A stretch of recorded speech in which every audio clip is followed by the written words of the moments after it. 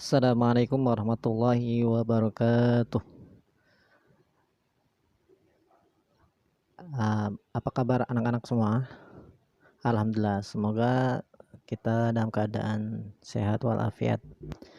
Anak-anakku sekalian, hari ini kita akan membahas tentang bab 2, akan tetapi alangkah baiknya kita mulai materi ini dengan membacakan doa sebagaimana yang telah diajarkan Rasulullah SAW. Ya, segala sesuatu harus dimulai dengan doa. Ya, mari kita doa bersama dengan membaca basmalah bersama-sama. Bismillahirrahmanirrahim. Bismillahirrahmanirrahim. Ya, alhamdulillah, terima kasih kita sudah baca doa bersama. Kemudian pada hari ini Bapak akan menjelaskan tentang kewajiban beribadah dan bersyukur kepada Allah Subhanahu wa taala serta berbuat baik kepada sama manusia atau disebut ihsan. Nah, lalu apa saja yang akan kita pelajari? Kita lihat di konsepnya. Nah, kita akan mempelajari pertama adalah memahami bacaan Al-Qur'an surah Luqman ayat 13-14 serta surah Al-Baqarah ayat 83 dan hadis tentang kewajiban beribadah dan bersyukur kepada Allah serta berbuat baik atau ihsan. Kemudian kita menganalisis, Bapak akan menyampaikan analisis isi kandungan surat Luqman ayat 13-14, kemudian surah Al-Baqarah ayat 83 dan hadis tentang kewajiban beribadah dan bersyukur kepada Allah SWT serta berbuat baik. Kemudian Bapak juga akan menjelaskan perilaku yang mencerminkan isi kandungan surah Luqman ayat 13-14, surah Al-Baqarah ayat 83 dan hadis tentang kewajiban beribadah dan bersyukur kepada Allah Subhanahu wa taala serta berbuat baik, ya. Kemudian Bapak juga akan menyampaikan hikmah mempelajari surah Luqman ayat 13-14, surah Al-Baqarah ayat 83 dan hadis tentang kewajiban beribadah dan bersyukur pada Allah serta berbuat baik, ya, atau disebut ihsan, berbuat baik kepada manusia. Kemudian anak-anak akan dapat mendemonstrasikan atau menghafalkan surat Luqman ayat 13-14, surah Al-Baqarah ayat 83 dan hadis tentang kewajiban beribadah dan bersyukur pada Allah SWT serta berbuat baik. Baik, selanjutnya kita akan memahami bacaan Al-Quran surat Luqman ayat 13 dan 14. Kita dengarkan pembacaan ayat Quran Luqman ayat 13 dan 14. وَإِذْ قَالَ لُقْمَانُ لِابْنِهِ وَهُوَ يَعِظُهُ يَا بُنَيَّ لَا تُشْرِكْ بِاللَّهِ إِنَّ الشِّرْكَ لَظُلْمٌ عَظِيمٌ وَوَصَّيْنَا الْإِنسَانَ بِوَالِدَيْهِ حملته أمه وهنا على وهن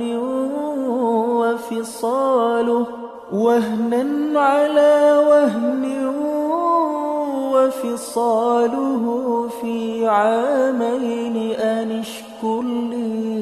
أن اشكر لي ولوالديك إلي المصير.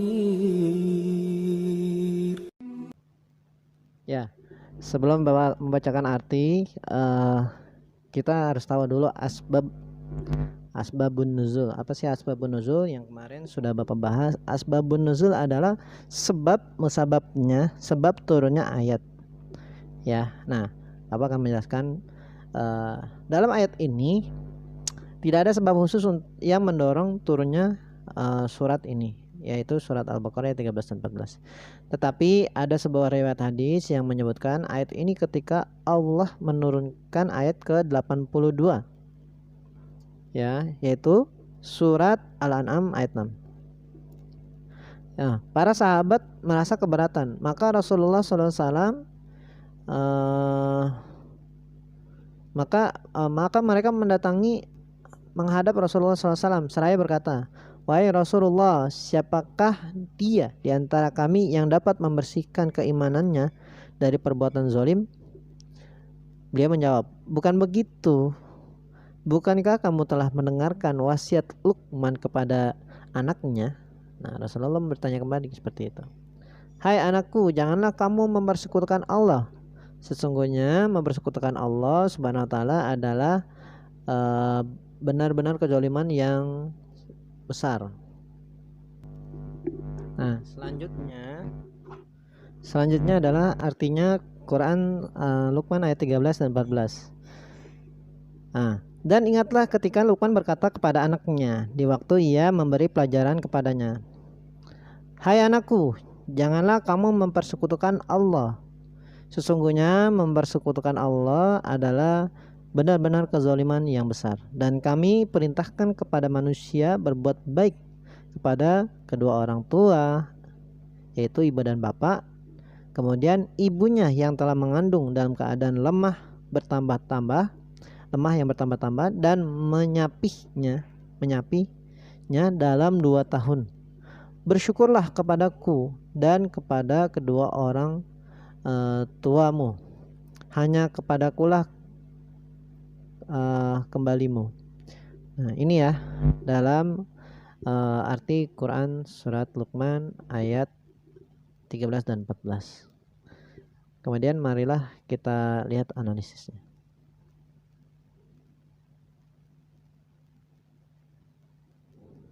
Nah, ya, dalam analisisnya Quran Luqman ayat 13 dan 14. Nah, yang pertama ya, orang tua wajib menanamkan ajaran agama Islam kepada putra-putrinya sejak usia dini. B. Setiap anak wajib berbuat baik kepada kedua orang tua. Nah, kata wajib itu berarti harus, ya, tidak boleh tidak, ya. Maka wajib harus. Nah, kemudian yang C, materi ajaran Islam yang wajib ditanamkan oleh orang tua yang pertama kali pada anaknya adalah tentang tauhid, yaitu tentang keimanan, ya. Dan bentuknya adalah untuk mengesahkan Allah Subhanahu wa taala.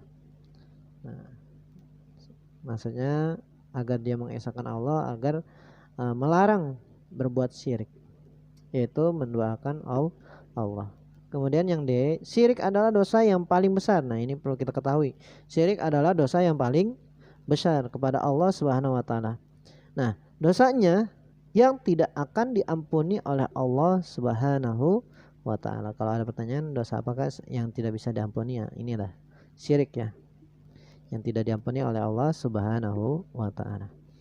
Yang E, orang tua terutama ibu adalah manusia yang paling berjasa terhadap kehidupan seorang anak, jelas ya, karena ibu adalah yang merawat kamu dari kamu di dalam rahim ibu kamu sampai kamu sudah besar seperti ini.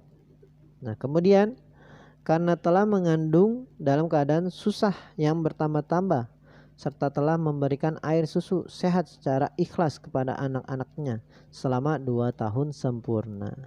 Nah, jelas ya, ibu mengandung kamu dalam keadaan susah yang bertambah-tambah. Coba pertama ketika di awal bulan ibu kamu muntah-muntah, tanda-tanda kamu telah hadir di dalam rahim. Kemudian perut ibu kamu semakin lama semakin besar, dan ibu pun makannya biasanya suka pedas-pedas, akhirnya menjaga pola makannya menghindari dari yang pedas-pedas agar anaknya tidak terpengaruh dari pola makannya. Kemudian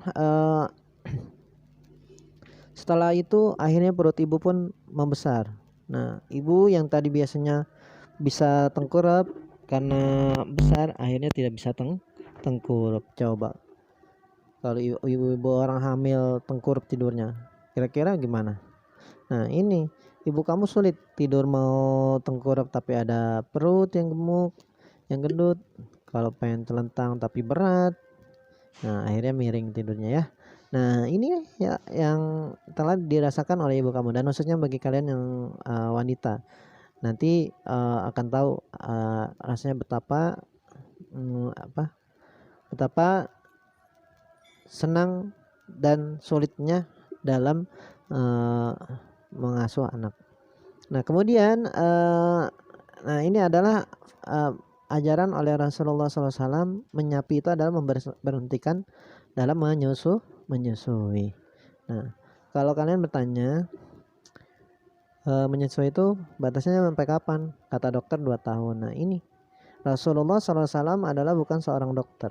Rasulullah SAW bukan lulusan fakultas kedokteran, tetapi Rasulullah SAW mendapatkan firman dari Allah Subhanahu wa Ta'ala untuk menunjukkan kepada umatnya, yakni masa menyusui itu 2 tahun. Agar apa? Nah, sehingga anak memiliki ketahanan tubuh dan sehat secara sempurna. Nah, oleh karena itu setiap anak wajib bersyukur pada Allah Subhanahu wa Ta'ala dengan melaksanakan perintahnya dan menjauhi larangannya, ya. Dan berbakti pada orang tua dengan menghormati dan berbuat baik terhadap keduanya, baik ucapan maupun perbuatan. وَإِذْ أَخَذْنَا مِيثَاقَ بَنِي إِسْرَائِيلَ لَا تَعْبُدُونَ إِلَّا اللَّهَ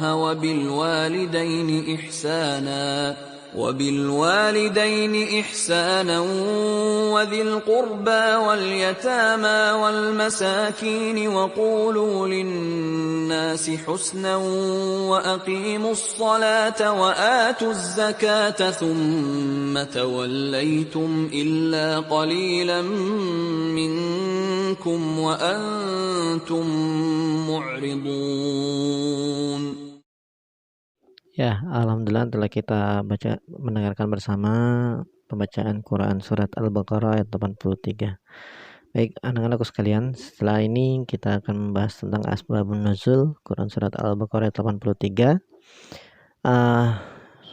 Dalam asbabun nuzul terangan di buku ini adalah tidak ada sebab khusus yang mendorong turunnya surah Al-Imran Al-Baqarah ayat 83. Menurut Imam Syuuti, apabila ada suatu ayat tidak ada sebab-sebabnya secara khusus, ayat tersebut masih ada hubungannya dengan sebab turunnya ayat sebelumnya. Dengan demikian, sebab turunnya surah Al-Baqarah ayat 83 memiliki relevansi sebab dengan ayat sebelumnya. Itu berarti dalam ayat 82 kita dilihat saja asbabun nuzulnya. Baik, selanjutnya arti dari Quran surat Al-Baqarah ayat 83 adalah dan ingatlah ketika kami mengambil janji dari Bani Israel, janganlah kamu menyembah selain Allah dan berbuat baiklah kepada kedua orang tua, kerabat, anak-anak yatim, dan orang-orang miskin, dan bertutur katalah yang baik kepada manusia, laksanakan sholat dan tunaikan zakat. Tapi kemudian kamu berpaling mengingkari kecuali sebagian kecil dari kamu, dan kamu masih menjadi pembangkang. Nah, ini arti dari Quran surat Al-Baqarah ayat 83. Nah, dalam analisis isi kandungan dalam analisis isi kandungan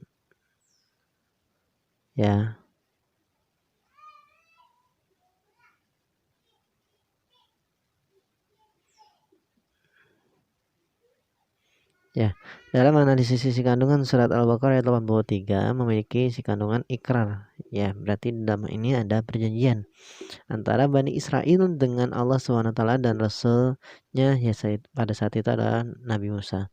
Ada 5 isi perjanjian tersebut, yaitu sebagai berikut. Pertama adalah larangan beribadah kepada selain Allah SWT. Yang kedua, perintah berbuat baik kepada kedua orang tua, kerabat, anak yatim, dan orang miskin. Yang ketiga, perintah bertutur kata yang baik kepada sama manusia, perintah mendirikan sholat, dan yang kelima adalah perintah menunaikan zakat. Nah, ini adalah ada hadis tentang beribadah kepada Allah SWT. An Abi Hurairah an Nabi sallallahu alaihi wasallam qala inna Allah ta'ala yaqulu ya ibna Adam tafarraq li ibadati amla sadarak ginan wa asadda faqrak wa illa taf'al malatu yadayka sugalau wa lam ashudda faqrak. Rawahu Tirmizi.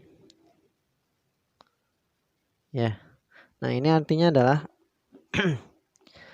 dari Abu Hurairah bahwa Rasulullah SAW bersabda, sesungguhnya Allah Subhanahu wa taala berfirman, wahai anak Adam, beribadahlah sepenuhnya kepadaku. Niscaya aku penuhi hati yang ada di dalam dadamu, di dalam dada dengan kekayaan, dan aku penuhi kebutuhanmu.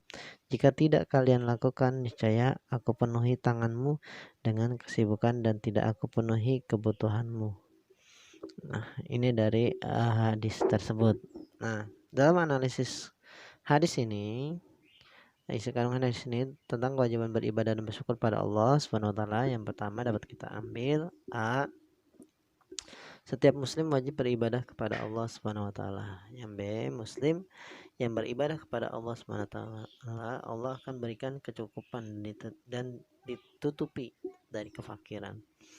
Ya, maksudnya ini adalah ketika muslim yang beribadah, Allah akan berikan kecukupan dan ditutupi dari kemiskinan.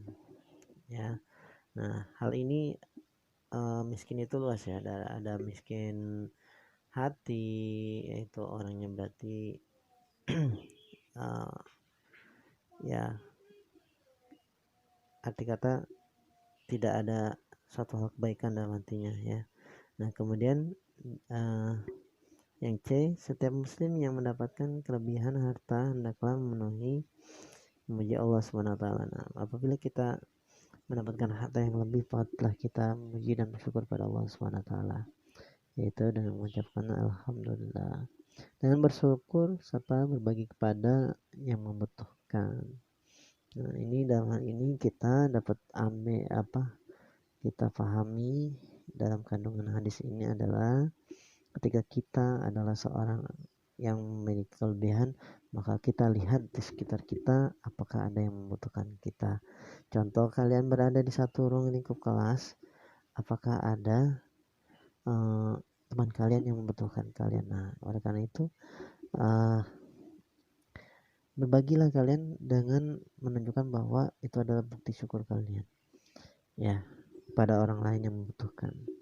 Oke, selanjutnya, nah ini adalah hadis tentang berbuat baik, yaitu ihsan. An Abi Hurairah qala kana Rasulullah sallallahu alaihi wasallam yauma barijalin nasi fatahu rajul faqal ya Rasulullah mal ihsan qala anta budallah ka'anna marah fa innaka illa tarahu fa innahu yarak. Rawahu Muslim. Yang artinya adalah ya dari Abu Hurairah ketika duduk bersama Rasulullah SAW, tiba-tiba muncul kepada kami seorang laki-laki, dan laki-laki tersebut bertanya, ya Rasulullah, apa itu ihsan? Tadinya laki itu banyak bertanya, apa itu Islam, apa itu dan yang lain. Dan yang di sini bahas kita adalah tentang ihsan. Ya Rasulullah, apa itu ihsan? Rasulullah pun menjawab, hendaklah engkau beribadah kepada Allah seakan-akan engkau melihatnya. Nah, kalaupun engkau tidak melihatnya, sesungguhnya dia melihatmu. Hadis riwayat Muslim. Ya, itu ihsan. Nah, dalam analisis hadis tentang berbuat baik ini atau ihsan, yang pertama, hadis tentang berbuat baik ihsan berisi dialog antara Rasulullah dengan malaikat. Ya.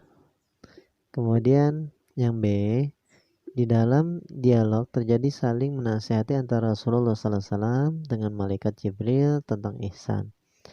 Yang C, penekanan dalam dialog dijelaskan bahwa ketika beribadah pada Allah SWT, umat Islam harus dapat berperilaku ihsan. Nah, dalam hal ini adalah ketika kita beribadah, artinya ketika kita beribadah harus mampu melihat Allah. Nah, maka harus yakin bahwa Allah SWT, ya, harus yakin bahwa Allah SWT pasti melihat kita. Beribadah seperti ini dapat menjadi khusyuk dan ikhlas hanya karena Allah. Nah, maksudnya di sini adalah ihsan itu ketika kita beribadah, kita sholat, ya, atau kita beribadah pada Allah. Nah, ketika orang yang sudah mencapai ihsan, yaitu dia mampu menghadirkan Allah, ya, meyakini bahwa Allah hadir di depannya. Oleh karena itu, dia akhirnya beribadahnya itu khusyuk. Ya.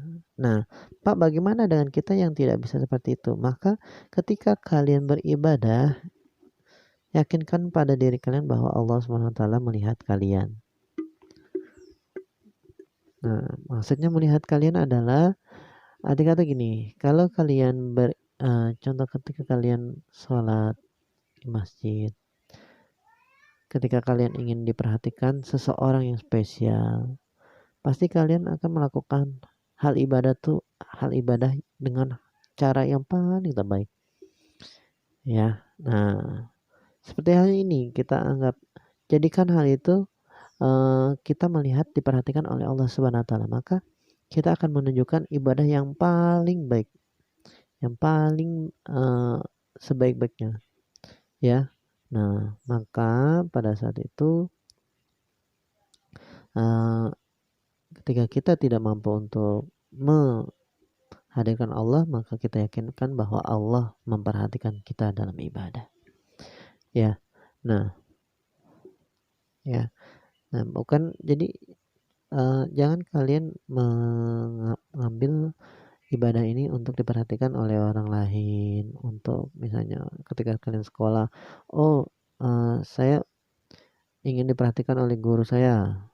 Nah, sehingga ibadahnya ketika ada gurunya saja karena ingin diperhatikan oleh gurunya. Tapi misalnya kalian ingin diperhatikan, ibadahnya ketika ingin diperhatikan oleh seseorang, si A, B, atau C, atau D. Nah, maka kalian pun mungkin ketika ketemu si A, si B langsung beribadah dan yang lain-lain. Nah, ini adalah menurut kita salah. Cukuplah Allah sebagai hal yang memperhatikan kita, dan Allah lah yang ngatur jodoh dan ngatur hal-hal yang dalam kehidupan kita. Maka cukup kita mengharapkan atau cukup perhatian Allah lah yang kita harapkan dalam hidup ini. Nah, oleh karena itu kita luruskan niat kita dalam pembelajaran ini tentang bersyukur dan beribadah. Kemudian hikmah. Baik, Bapak akan menjelaskan satu-satu dalam hikmah. Pertama, hikmah dalam isi kandungan surat Luqman ayat 13 dan 14. Apa saja hikmahnya? Nah, Bapak akan menjelaskan satu. Nah, kalian boleh mencatat. Satu, ya, umat Islam sudah diberikan contoh cara mendidik anak yang benar dan baik dari Luqman. Ya. Jadi, ketika kalian hikmah yang dapat kita ambil adalah ketika kalian ingin bertanya, Pak, bagaimana cara mendidik anak yang baik? Cukup kalian lihat, ya, salah satunya adalah lihat tentang Nabi Luqman dalam mendidik anaknya. Ya, kemudian yang kedua adalah dalam mendidik anak hendaknya bersumber dari ajaran Islam. Jelas, kalau kita umat Islam, maka ambillah cara mendidik anak dari pola pikir atau dari sumber-sumber dari umat Islam. Ya, karena setiap karakter itu berbeda-beda dalam bentuk misalkan dari setiap daerah itu berbeda-beda. Saya contohkan ketika kalian lihat di luar negeri, contoh di Inggris atau yang lain. Berbeda sekali dengan di Indonesia atau di Arab Saudi. Kalau di luar, ketika seorang anak memanggil ayah itu menggunakan nama, ya. Nah, tetapi di Islam itu mengajarkan kita yaitu ketika memanggil ayah yaitu disebut ya abati, bukan si nama, ya. Nah, ini adalah yang menunjukkan perbedaan. Nah, oleh karena itu ambillah pembelajaran dalam mendidik anak dari sumber Islam, ya. Nah, lakukanlah sejak dini. Nah, dilakukan sejak dari kecil. Nah, nanti ini ya untuk kalian yang masa depan kalian yang menjadi bapak, menjadi ibu, maka diajarkan anak ketika sudah mulai memahami. Hari kata sudah mulai bisa berbicara. Nah, itu diajarkan tentang keyakinan bertauhid. Tetapi ketika lahir pun diajarkan dalam baca ayat, didengarkan ayat-ayat Al-Quran dan yang lain-lain, ya. Nah, dimulai dari ajaran tauhid, ya. Dalam mengajari anak dimulai dengan ajaran tauhid yaitu keimanan. Jadi ketika kalian memiliki anak, jangan kalian menakut-nakuti dengan makhluk Allah. Contoh, awas jangan di situ, nanti ada si kunti atau dan yang lain-lain. Nah, cukup kamu kalau tidak sholat nanti Allah marah loh. Kalau Allah marah, kamu tahu kan kisahnya Nabi Musa? Ketika Allah marah, maka Allah membelah lautan untuk mengubur Fir'aun atau kisah-kisah yang lain. Nah, itu bisa dijadikan referensi untuk mengajarkan anak. Kemudian ibadah dan akhlak disertai dengan keteladanan kepengawasan yang terpadu. Ya, itu adalah hikmah Luqman ayat 13-14. Hikmah Quran surat Al-Baqarah ayat 83. Yang pertama adalah umat Islam dilarang berbuat syirik. Nah, tahu nggak kalian syirik itu apa? Syirik itu adalah menyekutukan Allah Subhanahu wa taala dalam keadaan apapun. Ya, contoh ketika kamu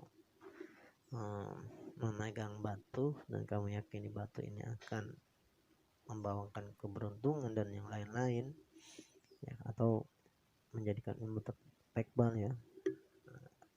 Ini tanpa sadar kita sudah memasuki ruang lingkup kesyirikan, ya, karena sudah menduakan Allah Subhanahu wa taala, ya.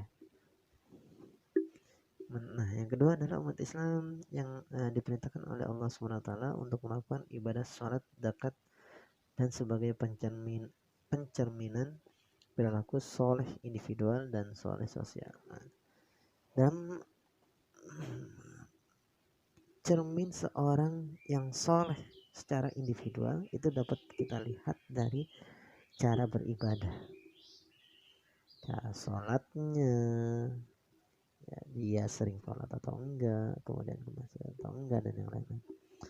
Nah, tetapi dalam melihat cermin perilaku kesolehan sosial itu kita dapat lihat dari zakat. Ini orang apakah teman kita sering berzakat, apakah teman kita sering berbagi, infak, sedekah dan yang lain-lain. Nah, berarti itu adalah apabila kita sering berbagi kepada teman atau seperti kejadian saat ini, oh saya ingin membuat tabungan, jajan saya kebetulan 50.000 per hari. Kemudian karena saya nggak kemana-mana, akhirnya saya akan menabung sisa jajan saya untuk teman saya yang tidak memiliki kuota. 50.000 saya tabungan 10.000, kita 10.000 kali 30 hari, jadi 300.000. Kasih deh tiga teman kamu 100.000. Dengan demikian kamu menjadi orang yang sudah menolong teman kamu yang tidak memiliki kuota. Ya, silahkan kalian jika ingin melaksanakan hal tersebut. Ya, kemudian yang kedua adalah umat Islam diperintahkan oleh Allah SWT untuk melakukan ibadah sholat, zakat, dan haji tadi ya. Yang ketiga adalah umat Islam harus berperilaku baik terhadap orang tua. Nah, ini ya yang tadi disampaikan, Islam itu mengajarkan hal yang baik kepada orang tua, pada anak yatim, orang miskin, dan serta bertutur kata yang baik terhadap sesama. Nah, ini terkait tentang kemarin demokratis ya. Karena Islam ketika ada orang yang maki dan yang marah-marah, yang menghujat dan yang lain-lain ketika bermusyawarah, maka itu bukan cerminan gambaran seperti orang Islam pada hakikatnya. Ya. Nah, ini banyak sekali yang kita lihat ketika bermusyawarah, banyak yang marah-marah karena ingin semua hak yang direncanakan, ya, semua pendapatnya harus direalisasikan, harus dilaksanakan. Padahal ada pendapat yang lebih baik, belum tentu pendapat tersebut adalah yang paling terbaik. Ya, oke, selanjutnya hikmah tentang hadis kewajiban beribadah bersyukur kepada Allah SWT. Hikmah hal ini dapat kita ambil dari hikmah. Yang pertama, setiap muslim wajib beribadah kepada Allah SWT karena beribadah adalah tugas utama dan tujuan kita diciptakan. Nah, ini terkait ya dalam ayat Allah yang berbunyi laqad khalaqnal insana inna liya'budun. Laqad khalaqnal jinna wal insana illa liya'budun. Nah, tidaklah aku menciptakan jin dan manusia kecuali untuk beribadah kepadaku. Nah, kalau kalian bertanya, apa sih tujuan aku diciptakan? Jelas, sudah ada jawabannya. Ya, yaitu untuk beribadah kepada Allah. Ya, tidak ada hal lain. Nah, ibadah ini luas ya. Jangan kategorikan ibadah itu cukup sholat ya. Berarti Pak, selama hidup ini kalau kalian mengukur sempit ibadah ini, oh Pak, berarti selama hidup ini saya cukup sholat aja, sholat terus nggak perlu kerja dan yang lain-lain. Nah, ini adalah salah dalam pemahaman ibadah. Ibadah ini umum ya. Ibadah ini umum. Ketika kita mencari nafkah untuk istri dan anak kita, itu ibadah. Ketika kalian menuntut ilmu, itu ibadah. Ibadah yang mengandung unsur pahala yang sangat luar biasa. Ya. Nah, itu adalah contoh-contoh ibadah. Jadi bukan hakikatnya ibadah itu kamu gambarkan sholat aja. Nah, ini salah ya.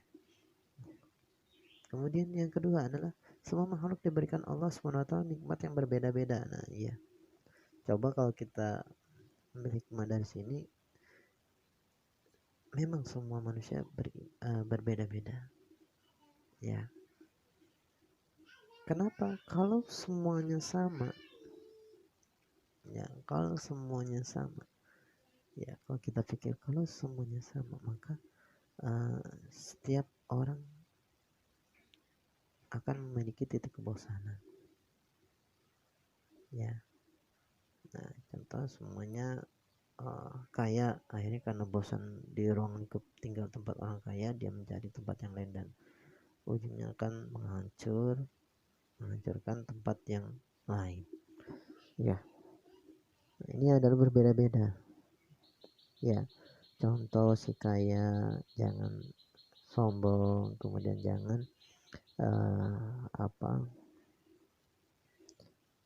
takabur lah, sombong ya, karena harta itu adalah titipan Allah dan Allah mudah untuk mengambilnya, entah itu dalam kejadian apapun.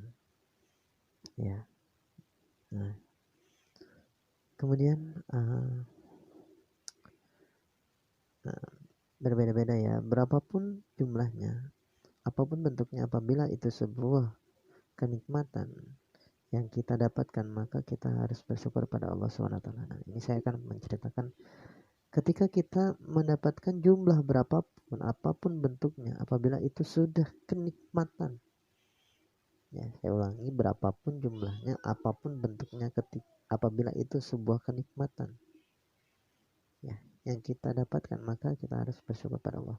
Contoh, ketika kalian pulang sekolah, tiba-tiba uang jajan kalian habis. Nah, ya, uang jajan kalian habis. Nah, ternyata ada teman kalian atau bahkan ada orang yang tidak kita kenal bahwa dia memberikan uang 2.000 untuk kita. Nah, ini bagaimana rasa kalian? Merasa sangat dibantukan, wah nikmat ini. Atau ada yang ketika kalian tidak punya uang makan, tiba-tiba teman kamu mentraktir kalian. Udah lapar, uang jajan ketinggalan, tiba-tiba teman kamu, ayo makan yuk, saya traktir. Nah, bagaimana rasanya? Nikmat bukan? Nikmat. Nah, ini adalah satu contoh. Ketika kalian merasakan itu, maka kalian harus mengucap subhanallah walhamdulillah. Wah, ya. Oke. Kemudian hikmah mempelajari isi kandungan hadis tentang berbagai ihsan, ya. Ihsan yang tadi, ya. Dalam beribadah pada Allah SWT, umat Islam harus mampu menghadirkan sikap ihsan sebagai berikut.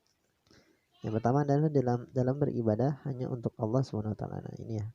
Kalau misalnya dalam beribadah yang tadi yang saya baru sampaikan, hanya untuk Allah SWT, tidak untuk si A, B, C dan yang lain. Sehingga harus berusaha melakukan secara khusyuk, yakni menghadirkan Allah SWT dalam jiwa kita. Yang kedua, apabila belum mampu menghadirkan Allah SWT dalam jiwa kita, kita harus yakin bahwa ibadah yang kita lakukan dilihat oleh Allah Subhanahu wa Ta'ala. Oke, ini sikap dan perilaku yang harus dikembangkan. Yang pertama adalah manusia tunduk terhadap kebesaran dan kekuasaan Allah Subhanahu wa Ta'ala. Yang kedua adalah sikap tunduk diwujudkan dengan cara beribadah pada Allah dengan sebenar-benarnya, seperti bertutur kata yang baik terhadap semua orang, mendirikan sholat, menunaikan zakat dan lain-lain. Yang C adalah tidak boleh menyimpang dari aturan syariat Islam seperti tindakan kejahatan atau maksiat. Nah, ini dalam sikap dan perilaku kita ambil adalah tidak boleh menyimpang dari aturan syariat Islam. Kalau kita harus tahu aturan syariat Islam itu apa saja. Yang D adalah manusia diperintahkan untuk berbakti, berbuat baik dan mendoakan sesama. Nah, ya. Nah, ini adalah yang diajarkan. Contoh, kamu tahu nggak ketika kamu mengucapkan salam, apa itu arti salam? Assalamualaikum. Apa artinya? Itu adalah doa. Semua keselamatan atasmu. Ya. Kemudian memperbanyak zikir, doa kepada Allah SWT. Kemudian selalu berusaha menjaga janji amanah baik terhadap Allah ataupun manusia. Yang G, selalu mengambil ibrah. Ibrah itu adalah pelajaran dari umat terdahulu agar menjadi pribadi yang lebih baik dan tidak mengulangi kesalahan yang pernah dibuat. Nah, ini adalah kita ambil pelajaran dari semua manusia yang terdahulu. Jangan kalian pikir itu kan zaman dahulu, sekarang kan beda. Beda dalam bentuk rupa, beda dari bentuk zaman, tetapi dalam sikap semua sama.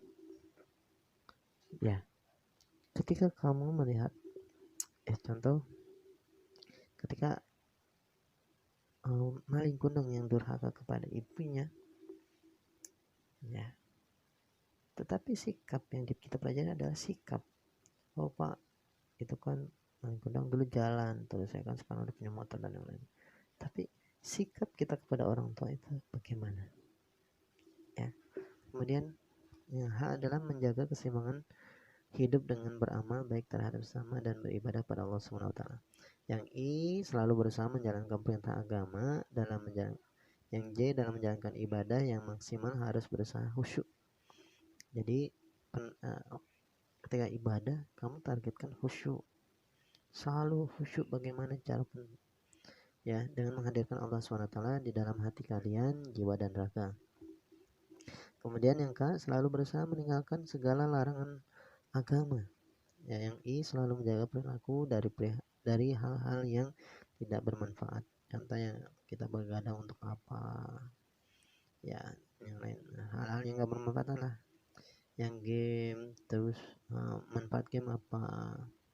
Ada nggak untuk kemajuan diri kalian? Ada nggak untuk kemajuan untuk amal kalian di akhirat?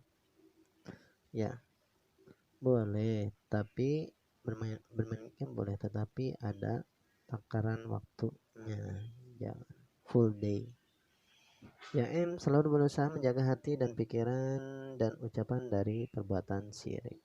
Nah, ini adalah hikmah, sikap ya.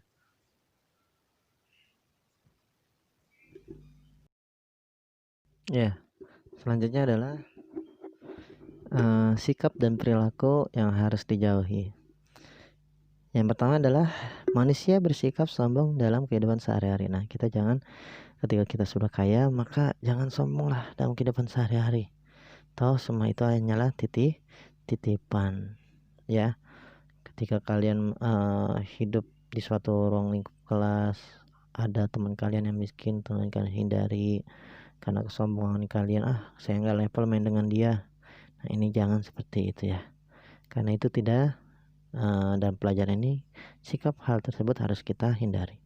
Yang kedua adalah manusia berpikir melampaui batas-batas kekuasaan Allah Subhanahu wa taala. Contoh manusia, saya ingin menciptakan tata surya. Nah, tata surya seluruh galaksi. Nah, ini kan manusia yang berpikir melampaui batas. Memang manusia diajarkan untuk selalu berpikir kritis, tetapi tidak melampaui batas kekuasaan Allah Subhanahu wa taala. Oleh karena itu pada ayat yang kemarin diajarkan gambaran ciptaan-ciptaan Allah dari pagi, siang, pagi dan malam, kemudian yang mana pagi dan terus dan yang lainnya ya, ciptaan dari seluruh penglihatan kita itu ya. Nah, kemudian yang ketiga adalah ya yang ketiga adalah melalaikan zikir pada Allah Subhanahu wa taala. Zikir itu adalah mengingat ya. Jadi mengingat itu kalau kalian menghafali kan pasti mengulang-ulang. Nah, sama zikir itu diulang-ulang.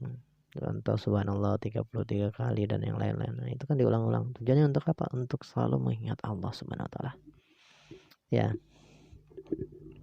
Nah, kemudian yang D, setiap ada persoalan menyelesaikan dengan cara berpikir sendiri. Nah, ini kita hindari. Ya, ketika kita ada hal persoalan yang menyangkut orang banyak, kemudian kita putuskan sendiri. Nah, ini salah. Ya, karena harus diputuskan secara bersama-sama atau disebut musyawarah. Yang D adalah setiap Kemudian yang kelima adalah berperilaku kasar saat musyawarah. Nah, ini ya. Kita lihat kalau misalnya ketika ada sidang atau musyawarah kemudian memaki, menghujat dan lain-lain, itu bukan mencerminkan orang Islam.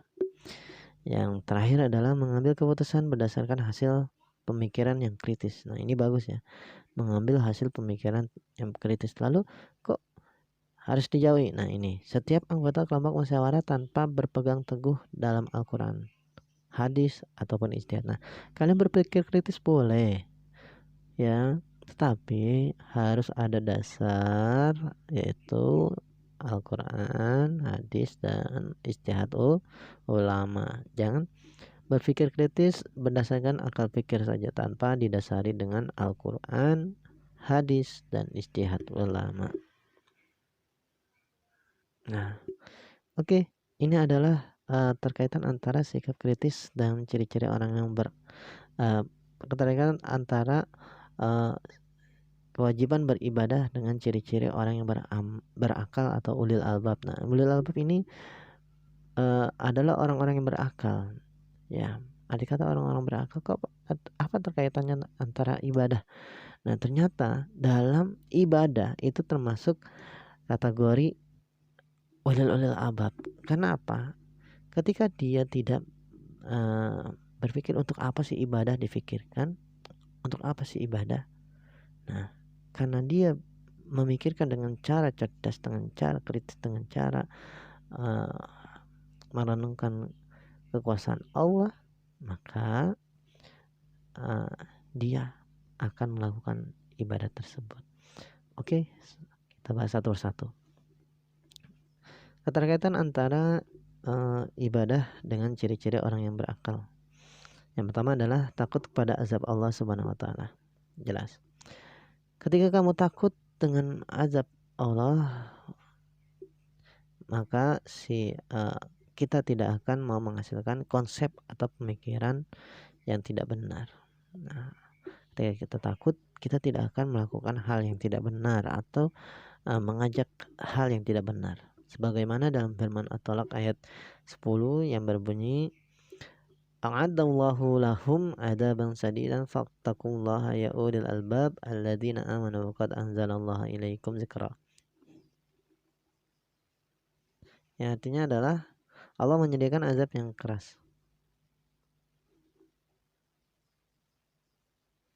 Allah menyediakan azab yang keras bagi mereka, maka bertakwalah kepada Allah wahai orang-orang yang mempunyai akal, yaitu orang-orang yang beriman, sesungguhnya Allah telah menurunkan peringatan kepadanya.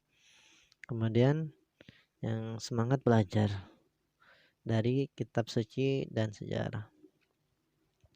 Kitab suci yang datang dari Allah SWT sejarah pada masa lalu. Nah, ini terkait tentang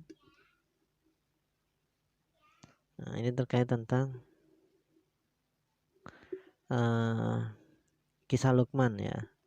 Kita belajar dari kitab suci dan sejarah pada masa lalu merupakan rujukan penting untuk berpikir bagi orang ulil albab. Ini tertuang dalam Quran surat Yusuf ayat 111 yang bunyinya artinya adalah sesungguhnya pada kisah-kisah mereka itu dapat pengajaran bagi orang yang punya akal.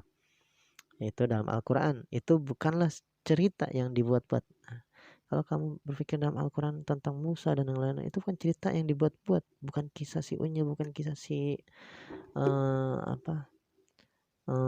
si Kancil, tetapi ini adalah kisah nyata dari orang-orang terdahulu. Jangan kalian berpikir itu kan cuma dongeng. Nah, ini salah. Ya. Nah, karena tetapi dalam Al-Quran itu membenarkan kitab-kitab yang sebelumnya menjelaskan segala sesuatu dan sebagai petunjuk rahmat bagi orang-orang yang beriman. Kemudian menyeimbangkan antara berzikir dan berpikir. Bagi seorang ulil albab, berzikir dan berpikir merupakan bagian yang tak terpisahkan.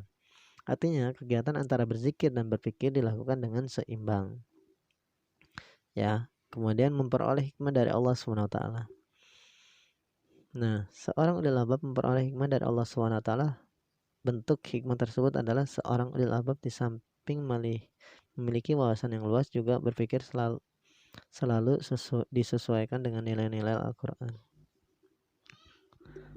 Allah berfirman dalam surat Al-Baqarah 269 yang artinya dia menganugerahkan hikmah kepada siapa yang dia hendaki. Barang siapa yang diberikan hikmah, sungguhnya dia telah diberikan kebaikan yang banyak, dan dia tidak ada yang dapat mengambil pelajaran kecuali orang-orang yang punya akal sehat.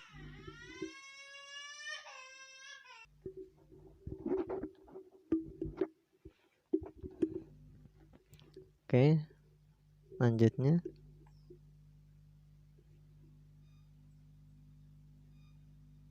ya, gemar mendalami ilmu. Ulil albab selalu menuntut ilmu sehingga hilang keraguan dari kebenaran Islam dan mempunyai tekad untuk menegakkannya. Allah berfirman dalam surat Al-Imran ayat 7 yang artinya, dan orang-orang yang ilmunya mendalam berkata, kami beriman pada Al-Quran semua dari sifat Tuhan kami. Tidak ada yang dapat mengambil pelajaran kecuali orang yang berakal. Ya, nah, ya ketika orang yang gemar berilmu digali, contoh ya, ada seorang peneliti yang ingin tahu kenapa kok ada Fir'aun, manusia yang awet sampai sekarang, padahal dia sudah mati berabad-abad tahun yang lalu. Nah, ternyata dalam Al-Quran dijelaskan tentang hal tersebut. Nah, akhirnya dikaji-kaji ternyata sesuai. Nah, ini adalah menjadikan dia ketika menggemar ilmu, mengkaji-kaji, akhirnya dia ternyata menyatakan bahwa Al-Quran itu adalah benar. Ya, selalu mentauhidkan masyarakat, ya, Masyarakat yang memiliki keyakinan dan perilaku syirik eh, tidak akan dibiarkan oleh seorang ulil albab, sebaiknya ia akan terus berusaha untuk mentauhidkannya. Nah, ini terkait dalam surat Quran surat Ibrahim ayat 52. Dan Al-Quran ini adalah penjelasan yang sempurna bagi manusia agar mereka diberi peringatan dengannya, agar mengetahui bahwa Dia adalah Tuhan yang Maha Esa, agar orang yang berakal mengambil pelajaran. Kemudian selalu kritis dan senantiasa mempertahankan kebenaran. Seorang ulil albab selalu kritis terhadap pemikiran sehingga dia hanya mengikuti yang benar. Hatinya sudah dapat memfilter mana yang hak dan mana yang batil. Nah, ini dalam surat Az-Zumar ayat 18, yaitu mereka yang mendengarkan perkataan lalu mengikuti apa yang paling baik di antaranya. Mereka itulah orang-orang yang telah diberi petunjuk oleh Allah SWT, dan mereka itulah orang-orang yang punya akal sehat. Senantiasa ya terhadap kebatilan yang semakin merajalela, seorang ulil albab selalu mempertahankan kebenaran walaupun hanya seorang diri. Ya, nah ini dalam surat Al-Maidah. Katakanlah wahai Muhammad, tidak sama yang buruk dengan yang baik. Meskipun banyak keburukan itu menarik hatimu. Ya, tentu keburukan itu banyak sekali menarik hatimu. Ya, contoh ketika kita melihat orang yang banyak uang, rasa ini ingin mencurinya. Nah, ini kan menarik untuk melakukan hal yang buruk. Maka bertakwalah, gitu. Dalam Al-Quran itu, ketika kamu merasakan seperti itu, maka bertakwalah pada Allah SWT. Wahai orang-orang yang punya akal sehat, agar kamu beruntung. Kemudian bersungguh-sungguh dalam menggali ilmu Allah SWT. Ya tadi ya, kemarin berilmu, menyelidiki dan mengamati semua rahasia Allah, wahyu Al-Quran maupun gejala-gejala alam, menangkap hukum-hukum yang tersirat di dalam, menerapkan dalam masyarakat demi kebaikan bersama. Ya. Rajin bangun malam sujud dan ruku terhadap Allah SWT. Nah, ini yang tadi kita bahas tentang kalau kita ingin tidak bisa menghadirkan Allah, maka kita merasa Allah memperhatikan kita. Bagaimana caranya? Nah, ini rajin bangun malam sujud dan ruku di hadapan Allah SWT. Nah, seorang yang ulil albab atau senantiasa bermunajat pada Allah SWT malam telah sunyi dengan segala rintihan, permohonan ampun dan pengaduan segala derita serta fenomena perilaku manusia di muka bumi ini. Ulil albab sangat dekat dengan Tuhannya. Nah, dalam ini dijelaskan dalam Quran surat Az-Zumar ayat 9, apakah kamu orang yang musyrik yang lebih beruntung ataukah orang yang beribadah pada waktu malam dengan sujud dan berdiri karena takut pada azab akhirat dan mengharapkan rahmat Tuhannya? Katakanlah, apakah sama orang-orang yang mengetahui dengan orang-orang yang tidak mengetahui? Sebenarnya hanya orang-orang yang berakal sehat yang dapat menerima pelajaran. Nah, ketika kita memanfaatkan waktu malam itu untuk bersujud pada Allah, kita rasakan betapa kita rendahnya di hadapan Allah Subhanahu wa taala, betapa kita tidak mampunya atas qada dan iradanya Allah. Ya, karena itu marilah kita meningkatkan diri kita dalam meningkatkan kualitas ibadah dan keimanan kita pada Allah Subhanahu wa taala. Alhamdulillah selesai sudah materi yang Bapak sampaikan.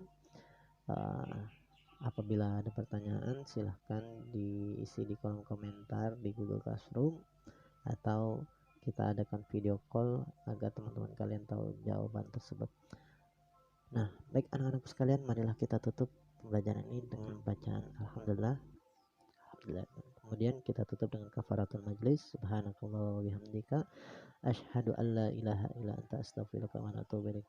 Akhir kata Bapak ucapkan terima kasih. Wassalamualaikum warahmatullahi wabarakatuh.